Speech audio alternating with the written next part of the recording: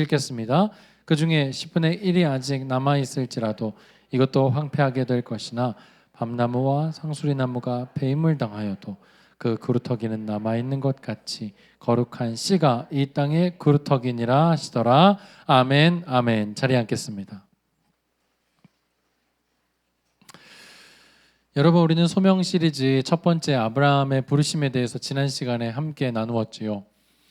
아브라함이 메소포타미아 지역에 있을 때에 하나님의 거룩한 부르심을 한번 입었었고, 창세기 12장에서 부르심을 입었던 때에는 두 번째 부르심이라고 제가 말씀을 드렸습니다. 첫 번째 부르심 이후에 지지부진하게 멈추고 타협하고 현실 가운데 계속 머뭇거리는 아브라함에게 하나님은 다시 나타나셨고, 그 나타나심 앞에 다시 격려하시고 다시 용기를 주시고 다시 그를 인도하셔서 마침내 가나안 땅까지 들어가게 하신 하나님. 어쩌면 연약하고 부족했기 때문에, 어쩌면 아무것도 가진 것이 없고 하나님이 하시는 일들만 높이 들리워질 수 있었던 사람이 아브라함이었기 때문에, 그래서 하나님은 아브라함을 선택하셨다라는 것, 그것이 아브라함의 부르심이었고, 그런 우리를 하나님이 같이 부르시며 우리의 인생 가운데도 하나님 함께 하셔서 하나님의 이야기를 우리의 인생 가운데 쓰고 계신다라는 것, 우리 지난 시간에 아브라함의 부르심을 통하여서 함께 나누게 되었습니다. 이제 이번 시간에는 두 번째 콜링의 두 번째 이사야에 대한 이야기를 함께 나눌 텐데, 여러분, 이사야는요 그의 콜링 사건을 통하여서 하나님의 부르심이 어떠한지를 더 선명하게, 더 구체적으로, 더 뚜렷하게 알 수 있는 사건이라고 볼 수 있습니다. 그래서 여러분, 귀를 쫑긋 세우고, 하나님이 부르시는 부르심은 이런 것들이구나, 나는 하나님 앞에 부르심이 있었는가, 나는 하나님 앞에 어떤 부르심과 소명이 있는가라는 것들을 한번 저울질해보고 달아볼 수 있는 시간으로 함께 이 시간 은혜를 나누고자 합니다. 오늘 여러분, 우리가 읽은 이사야서 6장 1절은요 이렇게 시작하지요. 우시야 왕이 죽던 해에. 의미가 있기 때문에 성경에 쓰여 있겠지요. 여러분, 이제 저와 여러분이 함께 말씀을 나누면서 저의 설교를 여러분이 들었다면 이런 단어들이 나오면 어떤 생각이 들어야 되냐면, 우시야 왕이 어떻게 살았던가 라는 것들이 궁금해져야 돼요. 그러나 무슨 말이 앞에 나왔길래 그러나라는 접속사가 있을까? 그런데 무슨 사건이 앞에 있었길래 오늘 성경은 그러나라는 단어를 쓰고 있을까 궁금해져야 돼요. 여러분, 우시야 왕에 대해서 잠시 동안 여러분과 함께 나누어 보자면, 우시야 왕은요 52년 동안이나 이스라엘을 통치했던 왕이에요. 여러분, 한 왕이 이렇게 오랫동안 통치할 수 있었던 데에는 강력한 왕권이 있었다라는 것을 여러분들이 생각해 볼 수 있습니다. 어떤 누구도 이 철옹성과 같은 이 왕권 앞에 도전할 자가 없었지요.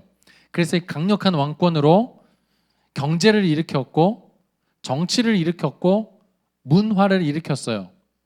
한마디로 요약하면 먹고 살만해졌다라는 것이죠. 근데 여러분, 우리는 역사를 통하여서 교훈받는 것 한 가지가 있죠. 여러분, 우리의 배가 따뜻하고 부르고 우리의 등이 편안하면 우리는 그때 하나님을 더 찾게 되죠. 그렇죠? 여러분, 우리가 모든 것이 평안하고 완벽하게 되어졌을 때 그때 우리는 하나님께 더 나와서 할렐루야 하나님 찾게 되죠? 아니죠. 절대 아니에요. 우리의 배가 부르고 우리의 등이 따뜻해지고 우리의 등이 펴지고 나면 우리는 어느새 그 편안함에 익숙해지며 하나님을 멀리하게 된다라는 것이에요.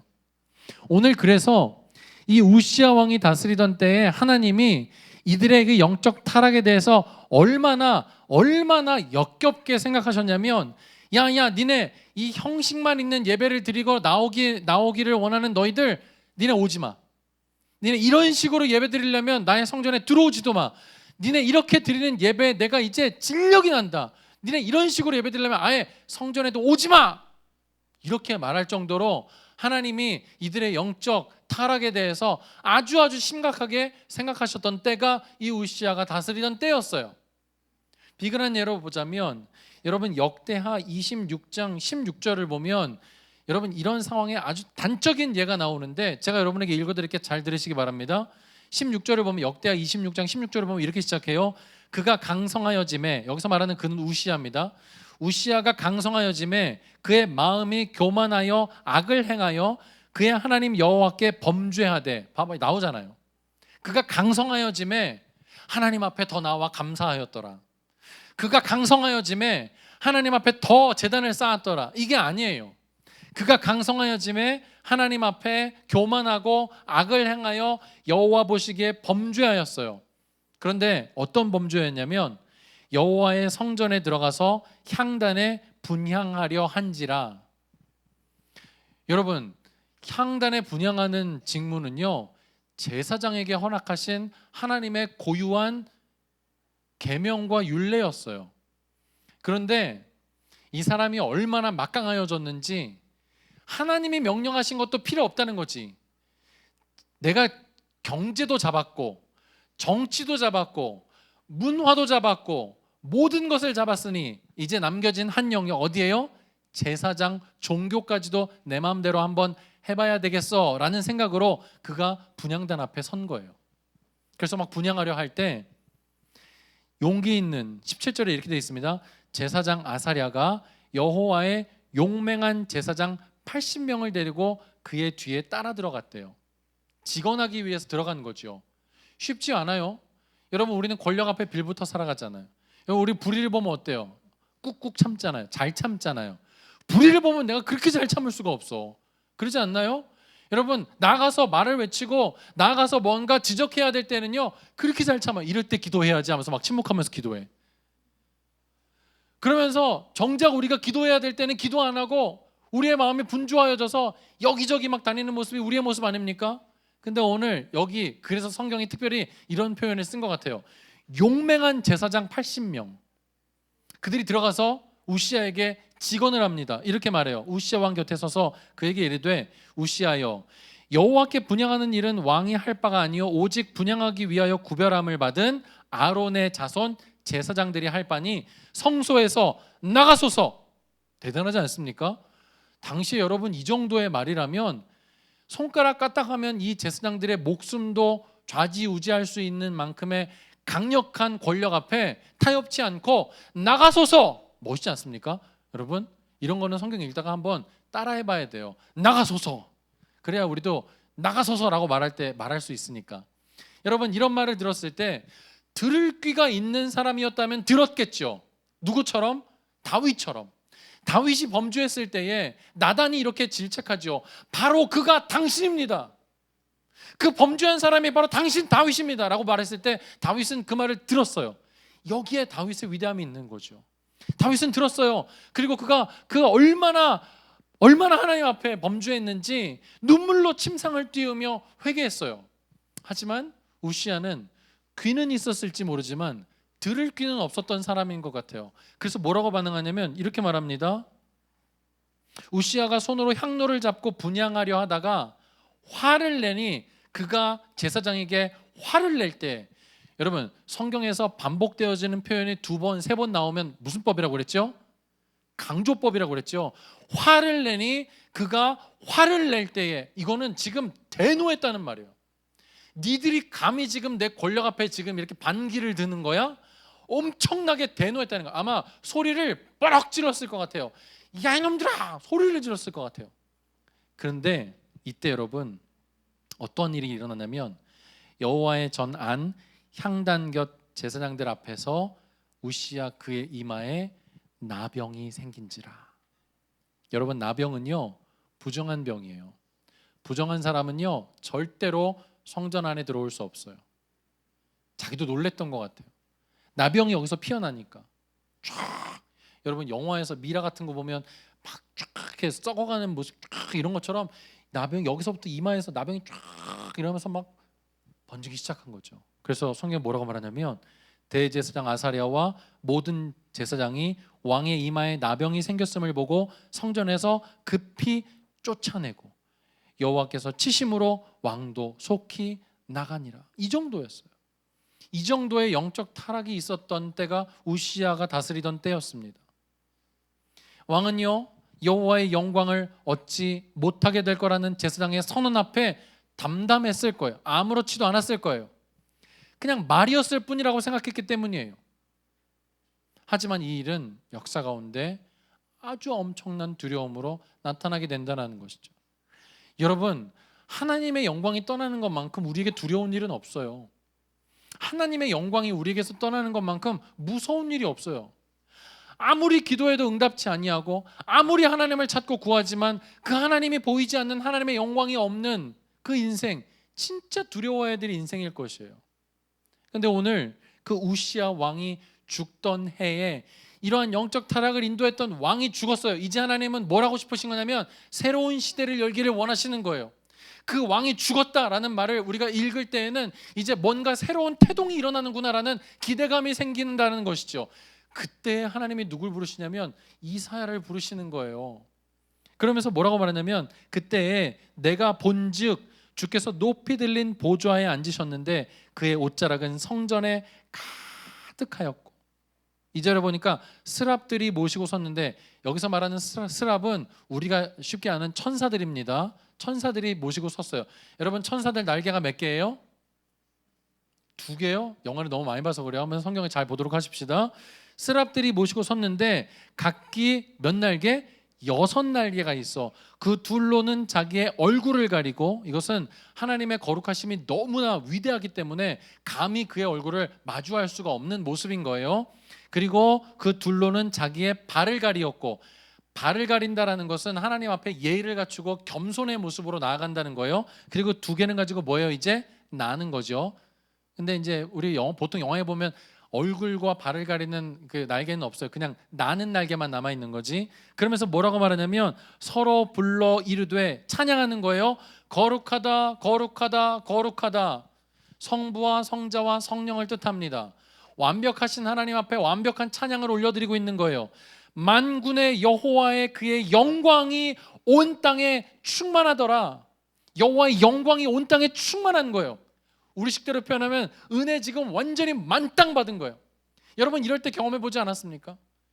수련회 가가지고 주님 앞에 부르짖을 때 하나님의 영광이 막 공기를 가득 메울 것뿐만 아니라 이 시간에 0.1초의 사이 가운데에도 하나님의 영광이 막 임하는 그때, 막 모든 것이 아름다워 보일 때, 막 침 질질 흘리고 막 눈물 막 흘리고 막 머리 떡져가지고 에 하고 있는 그 내 옆 친구의 그 모습에 막 너무너무 아름다워 보이던 막 그때, 피어오르는 여드름 하나가 막 마치 꽃이 피는 것처럼 보여지는 그때 그 영광, 아무도 경험을 못한 것 같은데 저 혼자만 지금 열을 내면서 아무도 경험해 보지 못한 것 같은데, 그 은혜에 가득 찬 영광, 하나님이 정말 나와 가깝게 계시는구나, 하나님이 멀리 계시는 분이 아니라 나와 이렇게 친밀하게 계시는구나 라는 걸 느끼는 그 영광스러움이 오늘 이사야 가운데 지금 있는 거예요.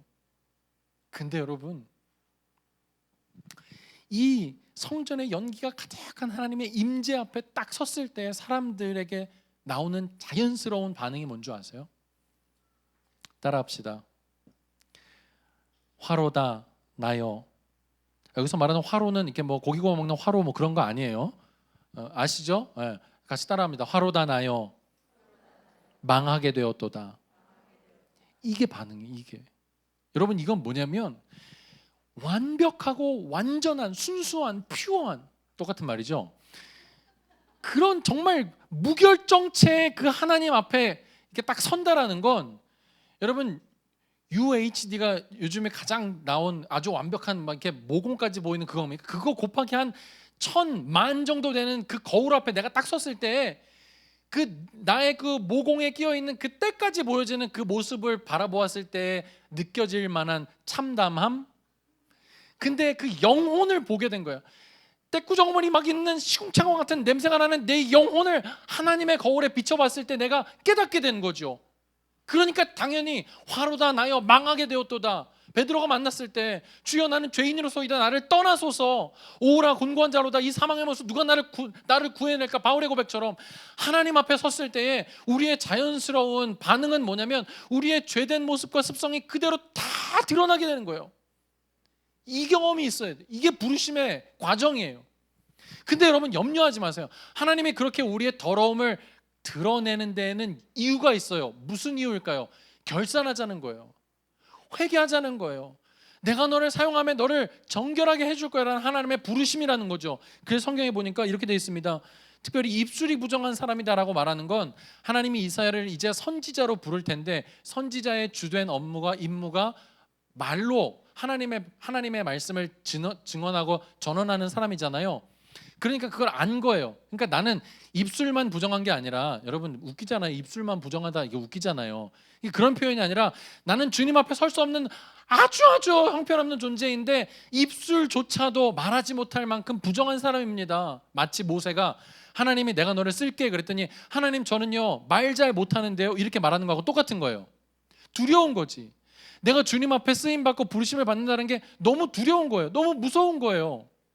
그래서 하나님이 그의 모습 앞에 어떻게 반응해 주시냐면 6절에 보니까 부젓가락으로 제단에 집힌 핀 숯을 그의 그의 입에 갖다 대며 정결하게 해주시는 거예요.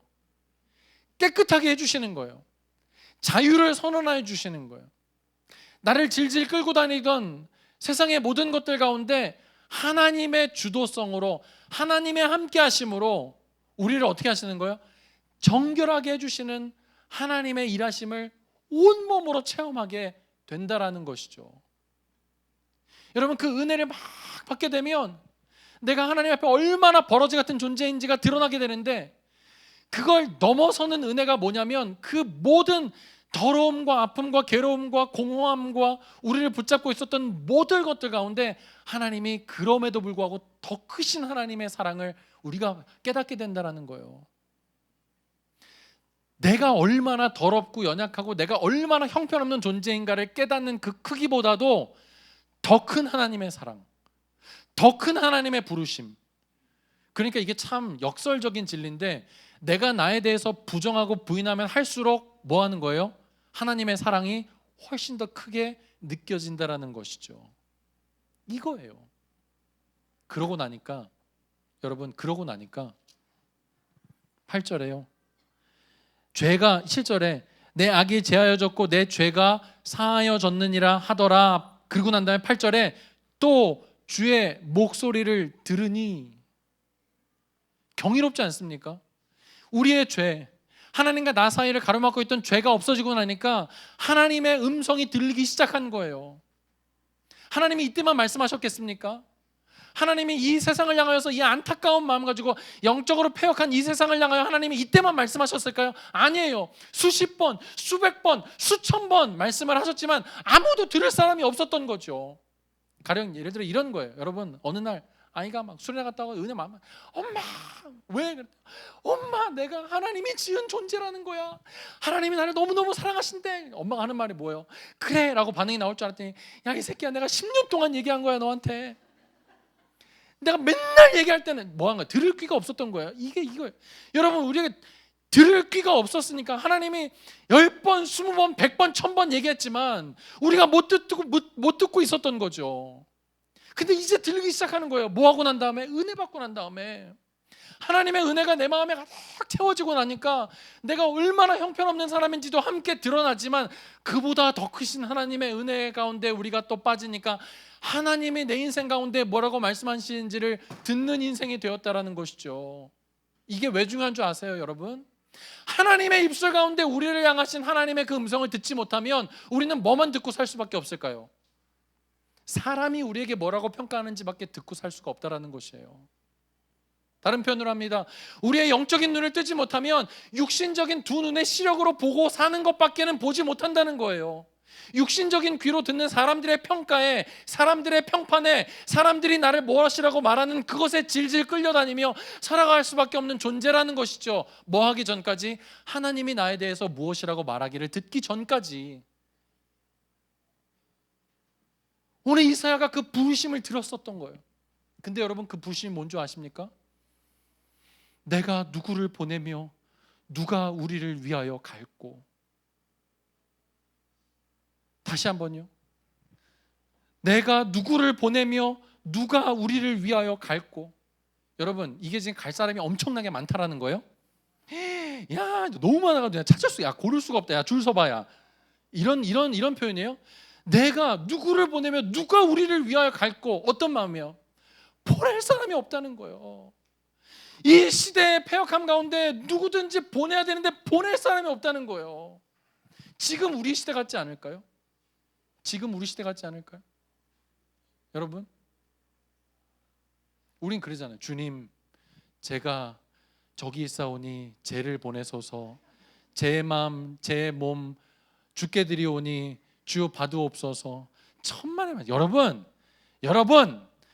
안 보내요. 뭐 하나님 음성 들으면 아프리카로 다 가야 되고, 물론 여기 아프리카로 가시는 우리 권사님이 지금 계시지만 권사님 정도 되니까 하나님 부르셔가지고 아프리카로 보내는 거지. 여러분, 나 같았어도 여러분 안 보내요. 걱정하지 마세요. 여러분, 하나님의 음성 들으면 목사 되는데, 여러분 목사가 아무나 되네. 내가 아무나인 줄 알아요? 에? 여러분, 내가 목사 돼가지고 막 하나님 평생 살아가야 되는 거 아닌가 막 그런 사람들, 천만의 말씀이에요. 아무나 안 보내셔 우리 하나님이. 여러분, 우리 하나님도 지각이 있으신 분이에요. 우리 하나님도 판단하시는 분이라는 거예요. 뭐 하나님 보낼 생각도 안 하는데, 하나님 제가 저기 있사오니 죄를 보내소서. 웃기지 마. 여러분, 보낼 사람이 없는 이 세대, 그 마음이 지금 이사야하고 통하게 된 거예요. 그러니까 이사야가 깨달았어요. 이 어떻게 할 수 없는 나의 죄 문제가 하나님으로 인하여서 해결이 되었으니, 내가 가더라도 나 혼자 가는 게 아니라 나의 모든 문제를 해결하신 만군의 여호와 하나님이 나와 함께 가시겠구나. 그 믿음의 확신과 하나님의 마음이 심정이 통하고 나니까 뭐라고 반응할 수밖에 없는 거예요? 주님, 내가 여기 있사오니 나를 보내소서. 나를 써주소서. 하나님께서 우리에게 뭐라고 평가하는지를 듣는 그 사람은 하나님의 부르심 앞에 반응할 수 있다라는 것이죠. 그 하나님의 부르심과 하나님의 영광스러움을 보지 못하는 사람들은 눈은 떴으나 장님과 같은 삶을 살 것이고, 귀는 있으나 듣지 못하는 삶을 살아가고 있다라는 것이에요. 저는 여러분이 그저 눈으로 보여지는 그 인생에 만족하지 않게 되기를 원합니다. 저는 여러분이 사람의 평가에 두려워서 내 귀에 들리는 대로만 그렇게 살아가는 인생이 되지 않게 되기를 간절히 소망합니다. 그 누가 뭐라든지 간에 하나님이 나에게 주신 그 비전과 소명이 있기 때문에 환경이 열리지 않는 것처럼 보이지만, 나는 내게 주신 그 하나님의 음성을 믿는 믿음으로 뚜벅뚜벅 걸어갈 수 있는 이 시대의 소명자가 여러분이 될 수 있으면 좋겠어요. 지난 주간에 목사님이 임종 예배를 드리기 위해서 병원으로 막 발걸음으로 옮길 때였어요. 1시 41분에 그 아버님의 따님으로부터 전화가 왔어요. 목사님, 기도 좀 해주세요. 어떻게 할까요? 제가 지금 빨리 가는 중입니다. 목사님, 제가 스피커폰을 켤 테니까 목사님 기도해 주세요. 운전하는 중에 그렇게라도 기도할게요 하면서 기도를 하고 병원에 도착했는데, 1시 41분에 기도를 드렸는데 1시 45분에 소천하셨어요. 여러분, 그 자리가 오열과 비통의 자리가 되어야 하는 것이 마땅하지 않습니까? 하지만 인간적인 슬픔이 있었지만 우리 마음에는 그 죽음을 넘어서는 소망이 있었어요. 우리에게는 그 싸늘하게 식어가시는, 제가 이렇게 가서 손을 잡아드렸는데 차디차게 식어가고 계셨어요. 아니, 이미 소천하셨으니까 그게 당연하겠죠. 그렇지만 우리는 세상 사람들이 바라보는 그 죽음 너머에 무엇이 있는가를 너무나 잘 알았기 때문에 찬송할 수 있었어요. 보아라 즐거운 우리 집, 거기서 기쁘게 살겠네. 다시 만날 그 아버지를 기다리며 소망하는 마음으로 세상 사람들이 볼 수 없는 죽음 너머에 있는 세계를 볼 수 있었다는 것이죠. 들을 수 없는 것들을 듣는 사람들이었어요. 동일한 반응으로 살지 않는 사람들의 모습이었습니다. 여러분, 눈으로 보여지는 대학, 그게 목표입니까? 돈, 그게 목표예요? 아니, 여러분, 좋은 대학 가기를 원해요. 여러분, 할 수 있는 대로 많은 돈을 벌었으면 좋겠어요. 제가 이걸 왜 깨달았냐면, 여러분, 제가 목사로 결단하기까지 쉽지 않았는데, 그때 제가 제일 쉽지 않았던 게, 앞으로 내가 함께 있어 살아가게 될 그 편안함을 내려놓는 과정이 쉽지 않았어요. 하나님, 저 돈 포기하겠습니다. 하나님, 저 편안함 포기하겠습니다. 하나님, 저 부귀 영화 명예 지위 다 포기하겠습니다. 하나님, 제가 그렇게 살기를 원합니다 하면서 막 하나님께 기도하는데, 하나님 제 마음에 그런 말씀을 하시는 것 같아요. 문수야, 네 하나님, 너 돈 있냐? 없는데요. 뭘 포기할래? 하나님 제가 명예를 포기하겠습니다. 문수야, 예 하나님, 너 명예 있냐? 없는데요. 너 뭘 포기할래? 그래 하나님, 나 포기할 게 하나도 없네요. 그때 알았어요, 여러분.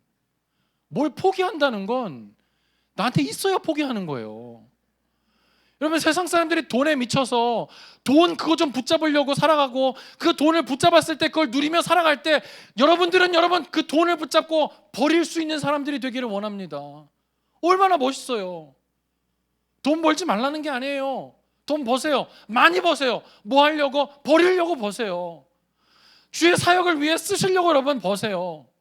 명예, 지위, 여러분 인님을 다해서 여러분 한번 가져보세요. 그리고 사람들이 그 명예와 권력 앞에 그것을 누리며 살아갈 때 그것들을 과감하게 내려버리며 그것들이 아무것도 아니라고 생각하며 살아가는 모습으로 한번 버려보세요. 그럴 때에 이 세상 사람들은 우리를 통하여서 하나님의 이야기가 어떻게 쓰여지는지를 바라볼 수 있지 않겠습니까? 그러지 않겠어요?